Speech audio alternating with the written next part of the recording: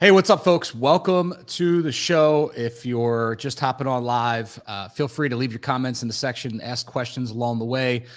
Today's training, this is one that's really bred out of just me constantly getting this question, right? Like through coaching clients, through mastermind members, through friends that I'm in business with in different varieties, right? It's the constant struggle and the constant question of, how do I build a team that I love to work with? How do I create a culture that I love to engage with? How do I create, place that I want to go to work if it's my job and it's also I'm a self-employed person, right? Or rather, even if it's just a team member that's in your culture, right? How do I create that great culture with what we call A players, or you're going to hear me call them aces every once in a while here throughout this presentation. And so I've decided, you know what, it's better and it's easier for me to put this on a training, put this on a recording, get it out there. That way you guys can refer back to this thing in the future and you can go, what did Joe say? Let me go back and look at it. So I'm going to try to keep this thing about 45 minutes today if I can. But of course, we're on YouTube or in Facebook land. We're in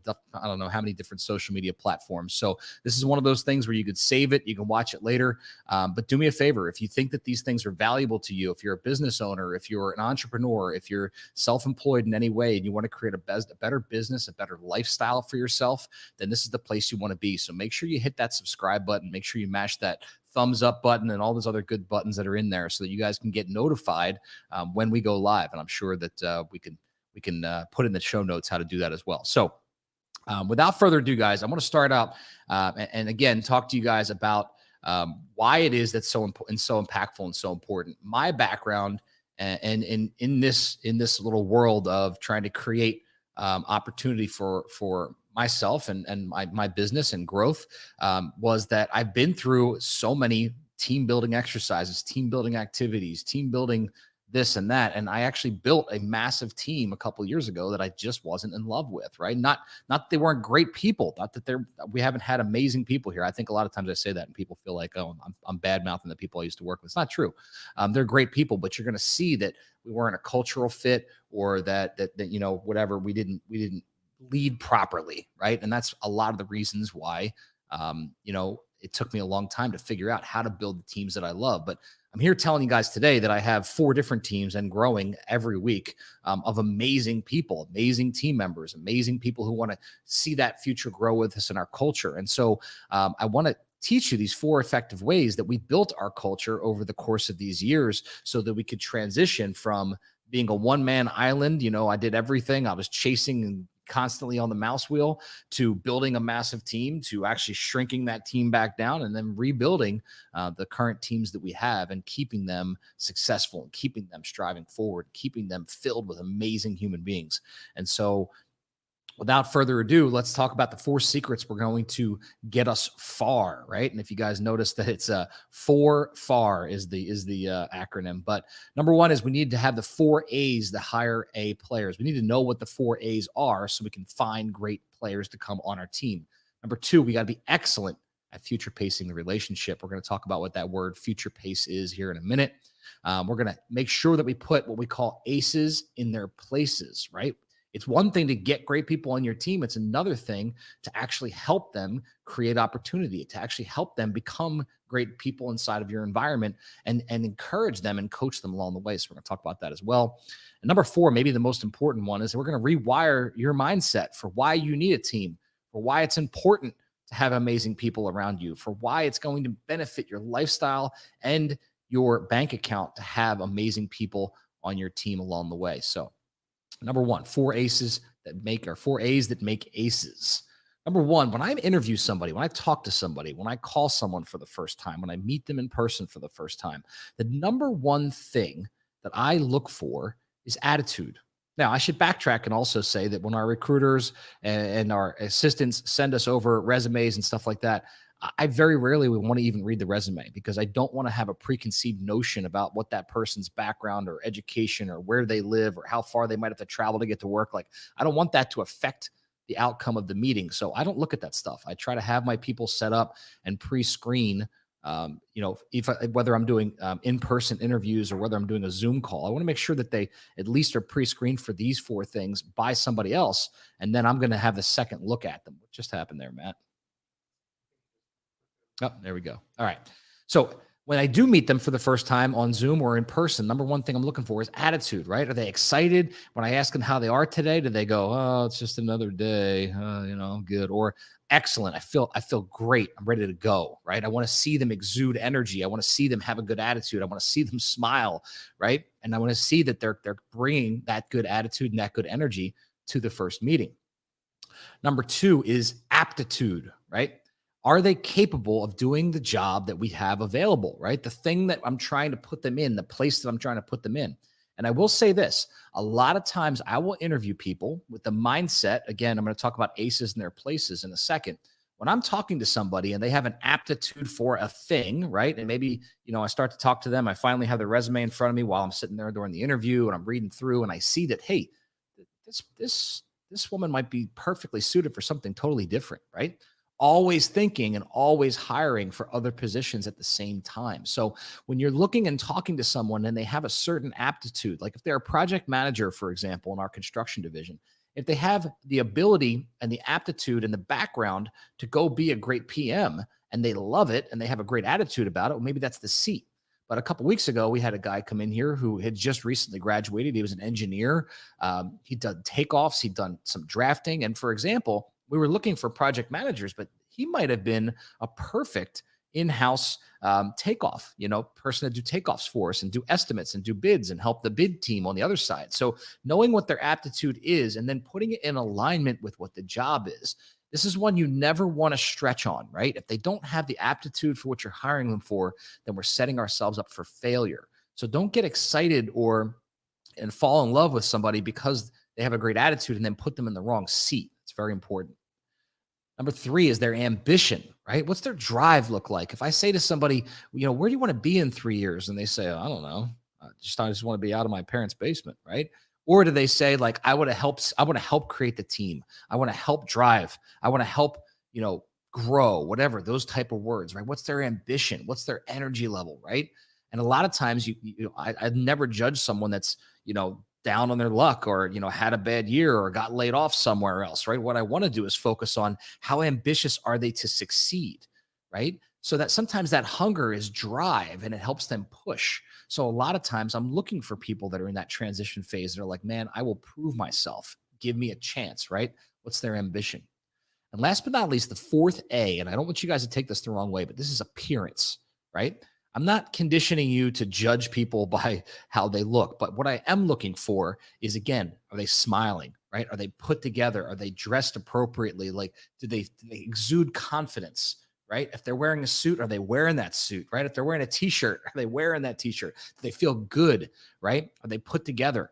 A lot of times I'll actually go out in the parking lot and check their car and see how dirty it is, right? If your appearance in person and the way you carry yourself, we have this thing called the way you do one thing is the way you do everything, right? So if that person shows up in front of you, again, I'm not judging by their sexuality or their weight or any of that stuff. I'm judging how they look and how they hold themselves, right? Are they put together? Are they confident? And are they ready to rock, right? And so there's a big difference there, but I want to be clear about that appearance. If they come in disheveled and, it looks like they haven't brushed their teeth this morning, how do you think they're going to perform on a day-to-day basis, right? How do you think they're going to, carry themselves when you're giving them high-level tasks and asking them to solve problems, right? So there's the 4 A's: attitude, aptitude, ambition, and appearance. And I should have said this at the very beginning, folks. If you're watching this, grab a notepad because this is the time to take notes. I did this presentation, keynote style on purpose, so you guys had the ability to write these things down. And again, there will be. This is all recorded, so you guys can come back and watch it. All right. So now that we have the prototype of the person that we want to hire, right, and we started to talk to them, let's say we get them through the front door, right? Well, what I want to do is I want to set great expectations, right? I want to create what we call the initial and the 30, 60, and 90-day review. And what I wrote here was what gets scheduled gets done. So this as a leader, right? By the way, if you guys thought this was just going to be 4 secrets that you could just listen to and never put into action, then you're wrong, right? This is work, right? This is being a good leader, being a good mentor, being a good coach. You got to do some of this work, or at least you have to have an effective team to delegate this to. But here's the thing. When you guys do this yourself, especially when you're starting out, it's so powerful. If you're a 2, 3, 5, 10 person team and you're growing to 20 or 30, you as the visionary, you as the leader, you as the CEO should be doing this for the first 5 to 10 people that join your company. They report to you. So until you have line managers for other people to report to, this is all you. Everything I'm talking about here, you have to do. Meaning, what gets scheduled gets done. Well, if I'm going to have an initial call and a 30-day review and a 60-day review and a 90-day review, the first thing I want to do when that person gets hired, say they start Monday, I'm going to prepare for that meeting by going in my calendar and actually scheduling 4 sessions, right? So I put a session in there that says, conversation with Bob, right? And then I repeat it 4 times for every 30 days. Make sense? Put the meeting in your calendar immediately, because here's what's going to happen. If you don't do it, you're going to forget to do it. Then that person's going to feel like you forgot about them, right? You're going to be a bad leader because you didn't do the review.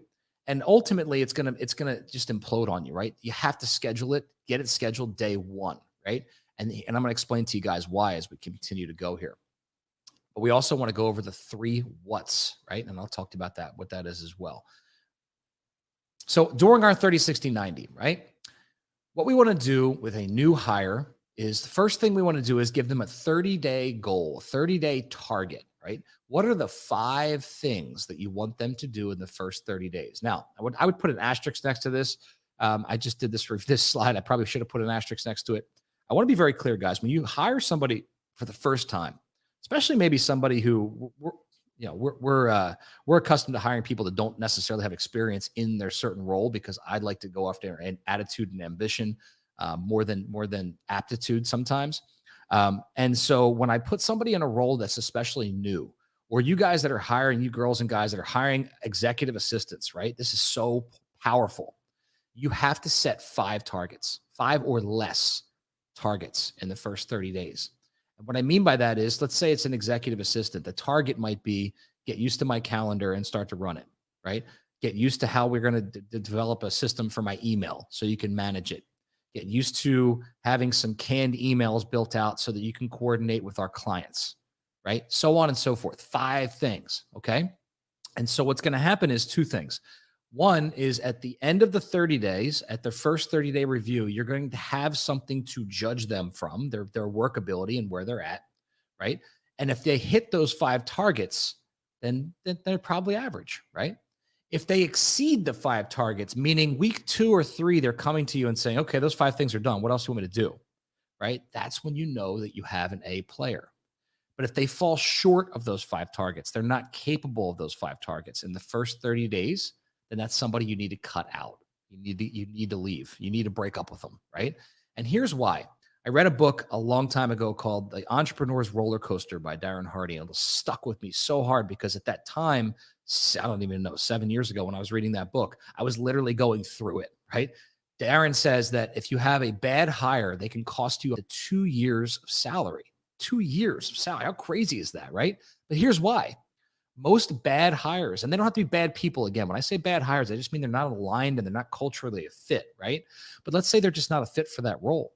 What happens in general, and this was going through my mind back in the day, is that you hire somebody and it takes you 6 to 9 months to get comfortable with each other, right? Let's see where they go with this. And about 9 months in, you're like, holy shit, this ain't working.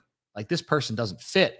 Now it takes you 6 months or 9 months more to get the guts to get rid of them, right? And then another 6 months to find somebody to replace them, right? You put the ad out, you start interviewing. It's kind of this weird situation where you don't want them to know that you're trying to find someone else to do their job. It doesn't have to be this way, guys. It doesn't have to be this way. And here's why.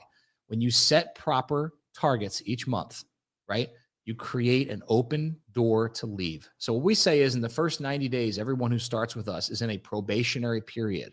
Right now, I'm in a at-will state in New Jersey. You guys have to check your laws for this, obviously, or you have to paper it up somehow. But in the first 90 days, I tell everybody it's probationary, and we have an open door to leave. Now, what that means is they have an open door to say, you know what, this isn't working for me, man. I'm not coming in tomorrow. Okay, cool, right? But at the same time, I have that same right? I have the right to sit them down at any time during the process, and usually it's during the review, and say, look, I gave you 5 things to accomplish. We mutually agreed that they were, by the way, mutual agreements important, right? When I set those targets, hey, do you think you're capable of these? Yes. Okay, great. Let's do that, right? It's mutual acceptance. Now, at the end of that 30 days, they've committed to doing those 5 things. If they only did 3 out of 5 and you're not feeling it, and a gut feeling is very important here, you're not feeling it. It's your turn at that 30-day meeting to step up as a leader, right? Be an adult and explain to them that, hey, you know what? I really like you. I think you're a good person. I don't think this role is a good fit for you. So, I would love to, I could help you find a job somewhere else that's a better role. Maybe there's a role inside of your organization they could move to. But again, remember, if you're moving them from seat to seat, this starts over again, right? I'll give you 90 days to see if that's a good fit for you. And we'll start over. We'll set new expectations. Now, let's assume that they do great. Let's assume they knock it out of the park. I still want to get constant feedback from them, right? You did the 5 things. Were they challenging for you? Did you think you needed more things to do, right? And we slowly take it that first 90 days, okay? But here's what the quarterly looks like, right? When I'm doing that 30, 60, and 90 days, and then after 90, it's going to turn into a quarterly review, by the way. So on day 90, I know I'm talking fast, but for those of you taking notes, you do an initial consultation, a 30-day, a 60-day, a 90-day consultation. And after 90 days, they become full-term employees. Then it goes to quarterly conversations. Notice I say conversations. It's not a review. It's not a, a sit rep, we used to call it. We're not sitting down to say to them, like, this is what you're doing right and wrong. We're literally sitting down for these points, right? Number one, we're going to give them their positive review points, right? What's working? What's working for me right now as a team member? You're doing this really, really well. We're going to go over opportunities for improvement or growth. Okay. What could we be doing better? Right. I noticed this about it, and I think we could be doing this better. And then, of course, we're going to set 3 to 5 new goals for each period, right? At the 30, 60, 90. And then every quarter, we're going to reiterate some new goals. But here's probably the most important piece of this review. And this is the 3 W's or the 3 what's that I was asking earlier. I want feedback from them, right? Great leaders are always seeking feedback from their team. I want you guys to write that down. Great leaders are always seeking advice and counsel and feedback from their team, right? Egomaniacal owners who think they know everything, who control everything, who micromanage everything, who have a hard time letting go of the vine, who think that all the responsibility lays on their shoulders, so they got to do everything, and shit rolls downhill. Terrible leaders, right? If you have that kind of mindset, we're going to talk about changing that in a minute. Great leaders get feedback. Great leaders ask, what's working? What's not working right now? And what would you do differently? I'd like to ask them sometimes, if you were the CEO for a week or a month, what would it look like? What would you do differently? Folks, you will be utterly surprised at the results of that question. When you ask these 3 questions, by the way, I don't just ask these 3 questions every quarter or every month. I ask these questions all the time. If you're on my team, you should be used to having these questions asked, right? Because it starts at the top. I want to train my management and my executive staff to start asking the same questions to the people around them, right? What would you do differently if you were me, right? And so getting that feedback is paramount, because you will be surprised at the quality of feedback and problem solving you get from your team when they say, hey, we should be doing this. Hey, I never even thought about that, right? I'm open to that. By the way, just because they say you should be doing it differently doesn't mean you have to take action on that, right? If your gut tells you it's a good fit and you should be doing it, then go do it, right? If your gut tells you, hey, I'm not really into this person's feedback, I don't think it's going to work, well, then do it that way. But always tell them how much you appreciate their feedback, because it's super important. So how do we get aces in their places? Well, this is going to surprise a lot of you, but after 90 days, I like to do what I call the big offer, right? And I learned this, I believe, from Zappos, if I'm not mistaken. A long time ago, I read this, and the CEO of Zappos, who's since passed away, unfortunately, had this amazing strategy. And what he did was, after 90 days, on that 90th day review. Now, I want you guys to understand this. There's 2 parts to this. If you get to 90 days and you're still not sure if they're a great fit, they're not a great fit, right? You need to find a way to unload them from your team before you get to 90 days, okay? If you're at 90 days with that person and they've hit all your expectations, maybe they've exceeded your expectations, and you're like, damn, I'm lucky to have this person on my team, right? Then we're going to do is we're going to give them the big offer. And a lot of times it's going to be $2,000 to $3,000, depending how big your cojones are. You're going to write them a check for $3,000, and you're going to say, "Hey, Bob, you made it through 90. I really want to give you an offer and have you go forward, and I want to take you on as a full team member. I want to get you out of this probationary period. Here's the deal. Here's how this works. If you want, you can take this check right now. No harm, no foul, right? No skin off my back, and you can leave, right? If this job is not a fit for you, you can take that check right now and you can leave. It's your bonus, right, for the time you've put in, and I appreciate it. However, if you want to stay with us, I've been willing to rip this check up in front of you and welcome you to the team." Okay. Here's why I believe personally, wholeheartedly, that this is the best investment anybody could possibly make as far as a business owner. If they take that check, if leaving is worth $2,000 or being part of a different team is worth $2,000 to them, it's the best investment you could have ever made, because their subconscious, their mindset has already made a decision that they're not sure about being here. And they just maybe didn't have the guts to tell you, right? However, 9 times out of 10, again, that 90-day review, they're fired up. They're ready to go. They're ready to take action. They've had all this tasking. They've achieved it. They're starting to get ramped up, right? And they're going to rip that check up in front of you and say, "Man, I'm so excited to be part of this team." And that's where culture lives. When you can get people excited to want to be part of the team. It's not about you, right? When the culture is not me as the boss and all of them are my workers, right? It's, do you want to join us, right? Do you want to be part of this? And when they want that, they're going to rip that check up and they're going to come forward with it and they're going to start working, right? But here's how we get them performing at the way that we want them to perform, is we want to make sure that our goals are in alignment with their goals. Our outcomes are in alignment, meaning before that person gets out of 90 days, I'm going to have enough communication and conversation with them to know that their dream is to get a sailboat and sail around the world. Their dream is to put their kid through college and have enough money saved up. Their dream is to get a fancy car or to upgrade their house or to do something for charity, right? I want to make sure that I can create an outcome that allows them to get their outcome, meaning what I'm paying them, how I'm paying them, the commission structure they're on. If they do the work that they're supposed to do to win, then not only am I going to win because I get paid on their output, but they're going to win because they get their outcome.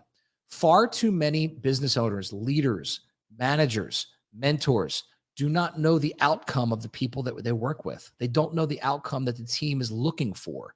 So you can't create alignment, and they're constantly chasing shiny objects and looking for side jobs and getting another hustle because they're not really confident that your team can bring them the results that they want.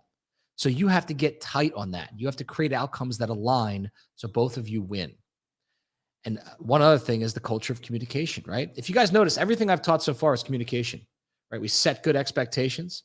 We communicate quarterly or monthly in the first 90 days, right? We decide our outcomes together, right? We talk about what people want and how they're going to accomplish it, right? We inspire, more or less, we inspire because we're helping people find their why, right? So many people are lost on what their why is, and a great leader will help the team member find their why and then show them the roadmap via the project or the job or whatever they're working on to get to that outcome, right? That's where great culture and great communication is found. And again, be their coach and their leader, right? Far too many people are out there. I see this all the time, getting training, getting good coaching, getting these one-on-one instructions, and then they're holding it in, right? Here's what happens when you become an awesome leader. The more you train them, the better they become. And by the way, this is something I missed out a long time, right? I ran mastermind groups for a long time, and I always equated the separation of my business with my mastermind groups, right? I would put all this energy and focus on people who were paying me to coach them or paying me to be in a mastermind group. And I would kind of shun, this was subconsciously, this was happening. I wasn't consciously saying, I don't want my team to learn, right? But I had this compartmentalization until I shifted to training my team the same way I train my mastermind, to coaching my team the same way I coach my one-on-one clients, to giving them all of that knowledge. And so when you create that, it's what I call multiplicity, right? It's a book that actually we have coming out here in a couple months. Is multiplicity, is multiplying the effect of what you've learned training it to as many people that work for you as possible, and creating the abundance and creating the A players that want to see you reach your outcome as bad as you want to see them reach their outcome, right? Be their coach. I care more about my people's success than I care about my own. I couldn't always say that, right? I couldn't always say that. Before I had people I didn't really, I didn't know what their outcome was. I didn't know what they were seeking. I was too big on my high horse, right? I had my own ego to worry about. I have to worry about them, right? Now I literally can tell you 90% of the people on our teams, what their outcome is, what their goal is, where they want to go, what they want to do, how they want to get there, and create that outcome and alignment so that we both win when we win together. So nothing interesting can come out of your brain that you don't put in first, right? So again, I want to take a moment to pause and hope that folks, you guys are taking notes, that you're writing this stuff down. If it seems overwhelming to you, if it seems too difficult to do, I want you to take one step forward, one step at a time, right? Deciding is 9/10 of the battle, by the way. Decide that you're going to become a better leader. Decide that you're going to build a team that you love.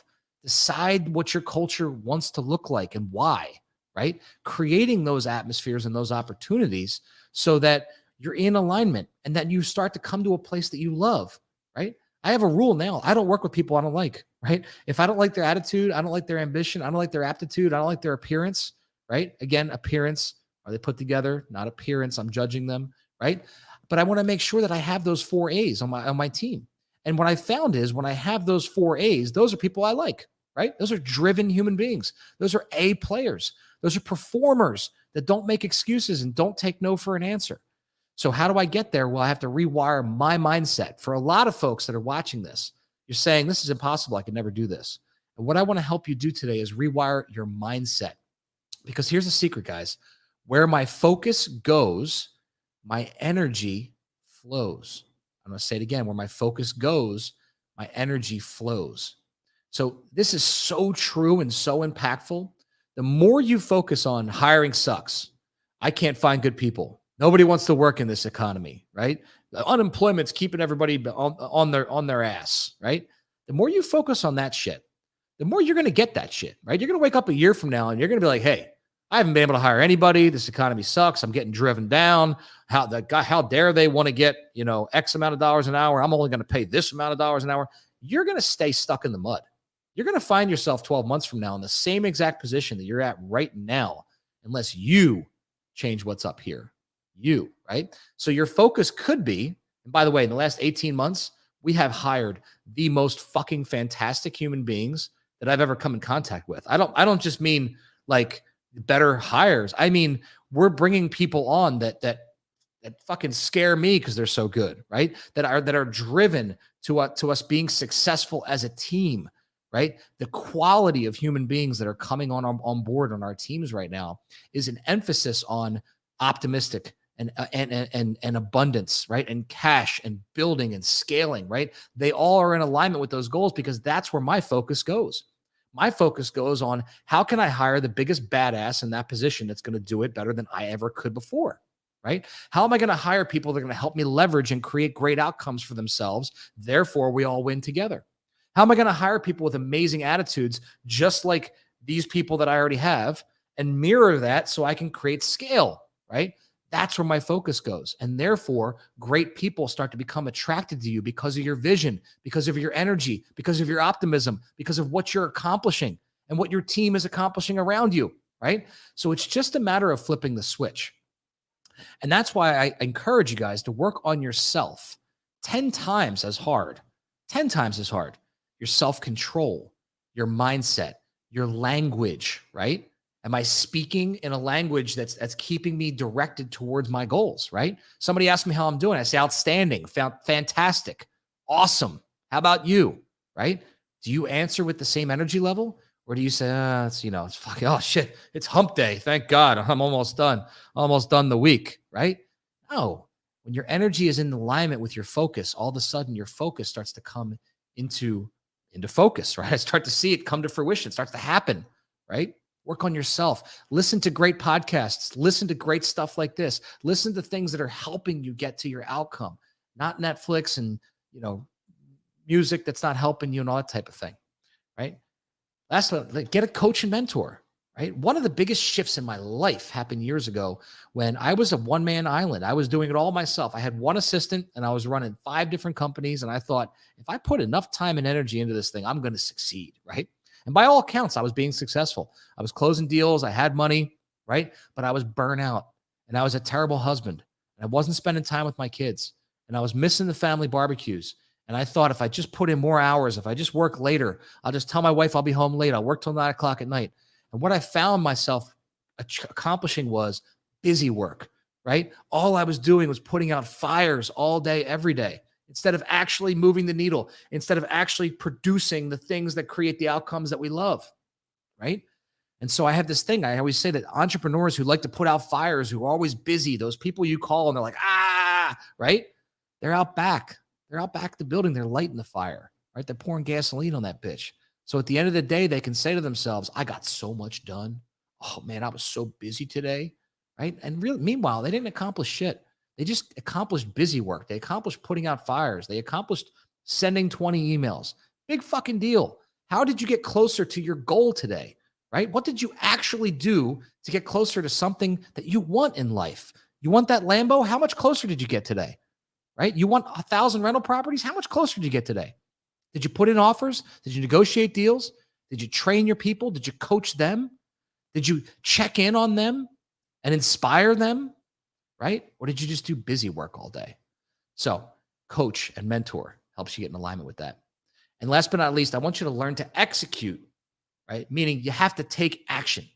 Don't listen to this whole thing, write a bunch of notes, and then not go build the culture that you want. Not go have the team that you want, not at least dabble in hiring people, right? Learn to execute, but more importantly, learn to course correct. Course correct. That's right. When you're going down the road and you realize, shit, you know what? This isn't working, or I hit a roadblock, I hit an obstacle. I want you to think about, how do I go over? How do I go under? How do I go around that obstacle, right? Course correction is when you hit an obstacle, folks, it means you're going in the right direction. It means you're trying something new. It means you're getting out there and getting uncomfortable. If you're not hitting obstacles every single day, and by the way, it doesn't get better when you have money. By the way, a lot of people are like, man, I got $1 million. I'm going to sit back on the beach and drink Mai Tais, right? That's not how it works, right? The more leverage, the more money, the more opportunity, the more fragmented that you can become. So dialing that thing in and getting really laser focused on what it is I want, and then spending my time and my energy getting me closer to it every day, right? This is it right here. By the way, this training is a prime example. I'm spending an hour or an hour and a half putting this thing together and doing it for you guys. As it's self-serving. Why? Because I want to help my team build these things. I want my team to have these trainings. I want my coaching clients to have these trainings, right? I ultimately want to help coach you if you need these trainings, right? So it's self-serving that not only am I giving away the information and helping people grow and creating great cultures, right? But it's self-serving because one day, 5 years from now, one of you is going to be watching this and calling me up and going, dude, that training you did, I started to hire that way. And it's amazing the culture that I built, right? That's the legacy piece, right? Helping people along the way create great opportunity. And like I said, eliminating obstacles as we grow. Great leaders are problem solvers, right? Again, if your energy and focus is on, I can't do this, this is too hard, I don't know how it's going to ever work out. Joe's an anomaly. His teams are, he's just really good at it. These are what we call self-limiting beliefs, right? And what happens, folks, is when we start to make a decision, any big decision you make, anytime you feel like you're going to step forward, anytime you feel like you're going to break through a wall or a glass ceiling and you're going to show the people around you that you're capable of more, what's the first thing that happens generally? The first thing that happens is you start to hear this inner voice, right? You start to hear this little voice say to you, are you sure you want to do this? You're not really educated enough for this. You're a C student. You barely got out of high school, right? What makes you think you're capable of this? Nobody in your family's ever done this before.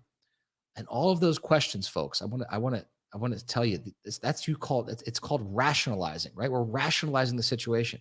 We're saying I'm not capable, I'm not good enough, I'm not big enough, I'm not strong enough, I'm not fast enough.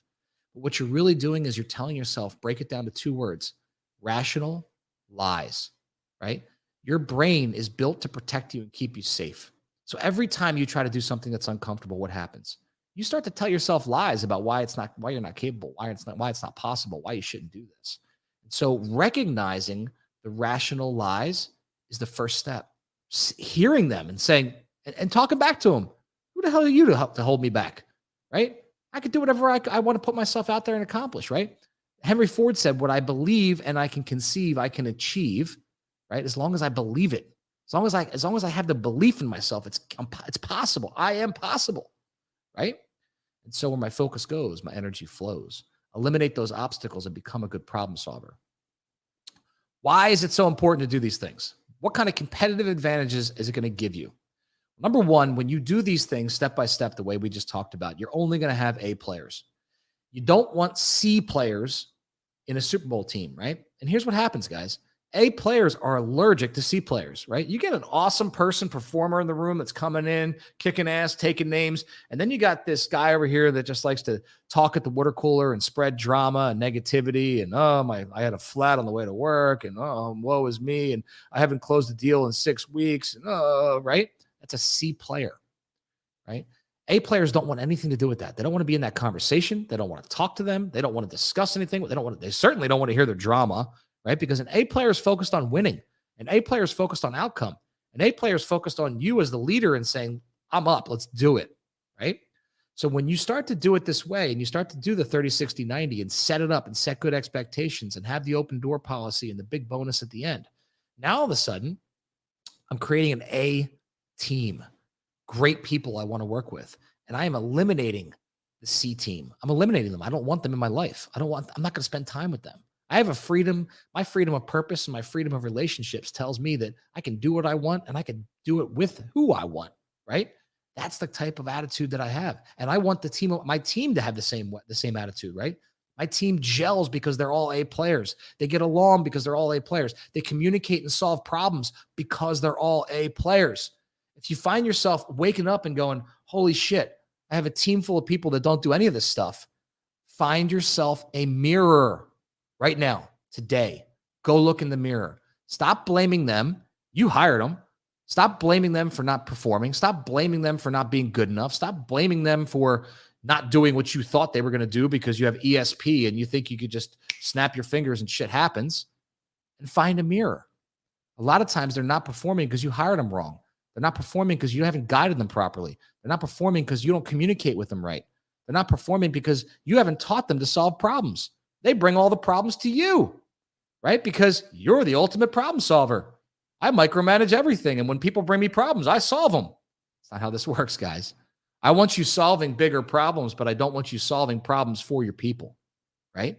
If I'm going to be a great leader, I need to teach people to solve problems on their own. I need to teach people to be good at what they do and make mistakes. Because here's another little secret. You didn't get here where you're at. If you're a self-taught or self-employed and it's your company, right? You didn't build this thing without making mistakes. You make them every day. Either that or you're lying to yourself, because I make mistakes all the time, right? Let them make mistakes along the way. Let them grow along the way. Let them become leaders by failing forward and jumping back up and brushing their shoulders off, right? Because the more you can teach people that failure is okay because it's going to make us better as a team, now they start to solve problems on their own. They start to come up with creative solutions to things, right? And ultimately, that's what we want. We want a team of problem solvers. And I just said it, building a team of problem solvers. You got to decide in 90 days or less, right? One of the rules to this is if you have a gut feeling that this person is not a fit in the first 90 days, that is your one and only opportunity, right? Your one and only opportunity. Don't second guess that gut feeling. Don't say to yourself, well, I'll give them a couple more months. No. If they're not amazing in the first 90 days, if they're not making you want to do cartwheels, they're not a good fit. I promise you there's somebody else that's a better fit. And by the way, it's not about you. It's more about them, right? I don't want to hold someone hostage to a job they're not great at, that they don't love, that's not part of their unique ability, that they're not driven to succeed at, right? I will literally help them find a job somewhere else because it's not good for them either. It's not good for you as a leader. It's not good for your team. And it's certainly not good for them. right? Again, care about your people more than you care about yourself. If they're not a good fit and they're not making money, I don't want people starving in my institution. I don't want people not making money or not reaching their outcomes because of how we're set up. I want people who come here to solve problems, to make the environment better, to solve and create their own outcomes as well, right? So I want to be adamantly paying attention to their outcomes. You're not going to have any more lagging staff.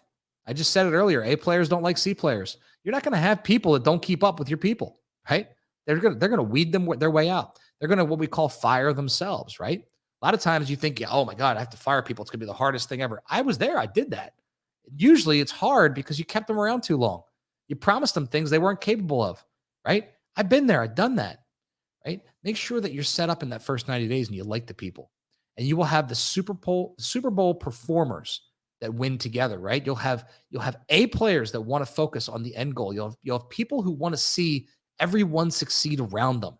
And that's ultimately the abundance culture and mindset that you want to articulate and you want to create.